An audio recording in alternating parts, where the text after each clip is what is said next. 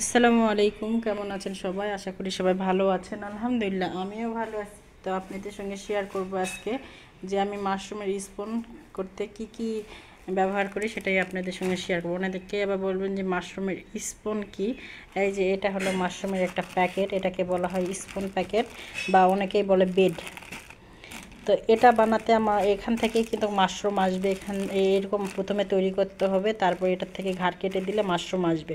তো মাশরুম এই বেড তৈরি করতে আমার কি কি লাগে সেগুলো নিয়ে আজকে আপনাদেরকে দেখাবো। তো এখানে আছে কাঠের গুঁড়া।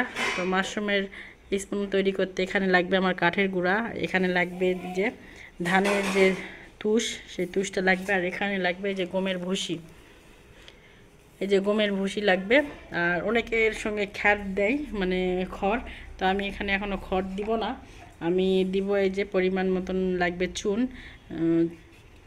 ওটা কিন্তু খাওয়ার যে চুন সেটা না, এটা মাশরুম স্পুন তৈরি করতেই যে চুনটা ব্যবহার করতে লাগে সেই চুনটাই।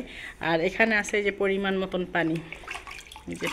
তো এখানে আমি 50টা প্যাকেটের জন্য নিছি, অনেকে 100টা প্যাকেটের জন্য নেয়, কিন্তু আমার যে মেশিনটা আছে সেখানে 100টা আটবে না, 50টাই দুইবারে দিতে হবে, মানে ছোট্ট মেশিনটাতে। তো এই জন্য আমি 50টা প্যাকেটের জন্য এখানে নিয়েছি। এখানে 8 কেজি আছে কাঠের গুঁড়া, 4 কেজি আছে ধানের ভুসি, আর হাফ কেজি আছে ধানের তুষ, আর এখানে আছে 50 গ্রাম চুন।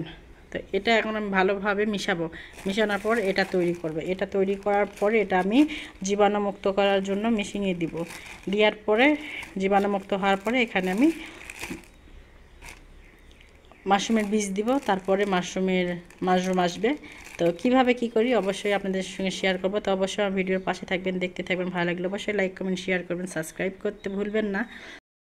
এই তো এখন আমরা প্যাকেট করার কাজ শুরু করে দিছি। আর এই যে এখানে প্যাকেট একদম ঠিকঠাক হয়ে যাচ্ছে। আর এখানে এই যে আমি ওজন করে দিচ্ছি যে এক একটা প্যাকেটের ওজন কতটুক করে। তো এটা আমি বড় প্যাকেট করতেছি, এটাতে করতেছিল 1 কেজি 250 গ্রাম। আর এই যে ছোটোগুলো যেগুলো সেগুলো আছে 3 পোয়া, মানে 750 গ্রাম।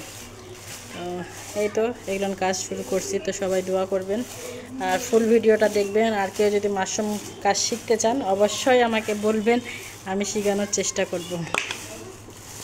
দেখছেন কতটা কষ্ট করার পরে আমি সফলতা পাই। আর এটা দেখে মানুষ হিংসা করে আর বলে ব্যাঙের ছাতা।